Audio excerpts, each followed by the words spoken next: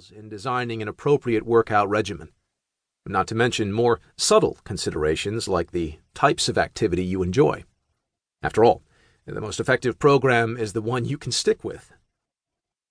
No matter what type of exercise you choose, there are some basic concepts that govern the training process, in particular, the specific adaptation to imposed demands, SAID principle.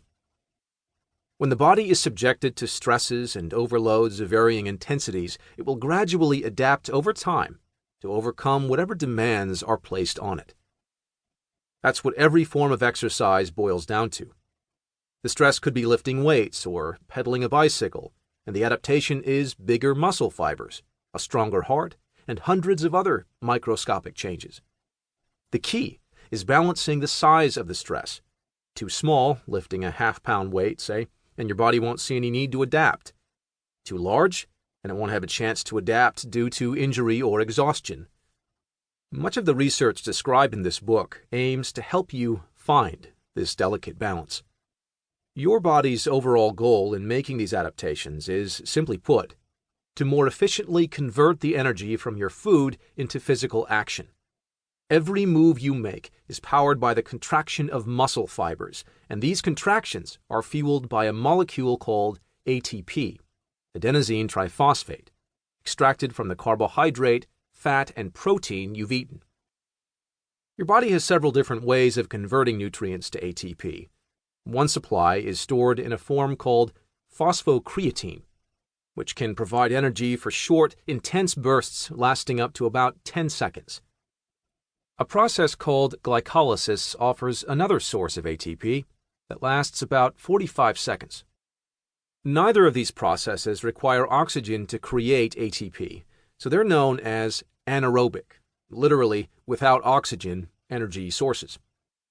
For longer spurts of exercise, the tiny power plants in your cells called mitochondria can convert carbohydrate or fat to ATP, but the process requires oxygen, which is why sustained exercise is referred to as aerobic.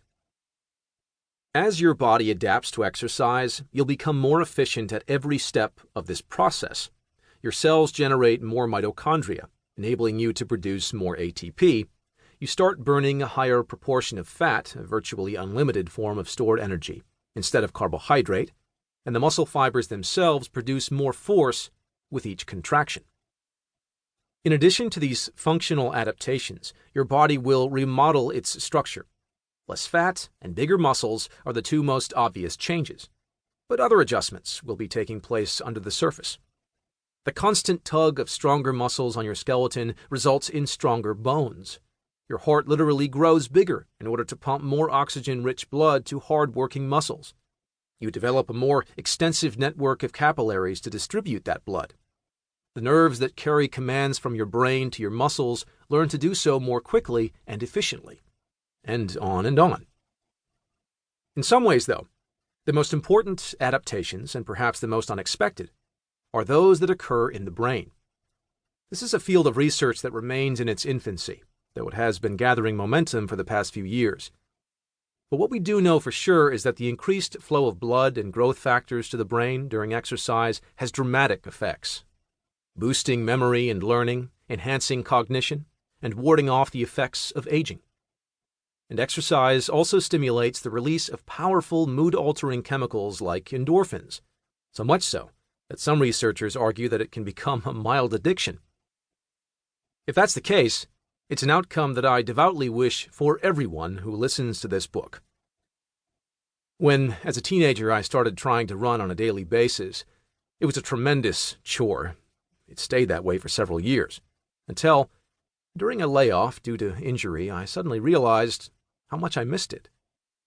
These days, my workout is the highlight of my day, a chance to get outside, unwind, perhaps spend time with my wife or friends, or simply be alone with my thoughts. I don't believe that researchers will ever succeed in producing exercise in a pill, but if they did, I wouldn't be interested in taking it. I hope that after hearing this book and putting some of its ideas into practice, you'll end up feeling the same way. Chapter 1.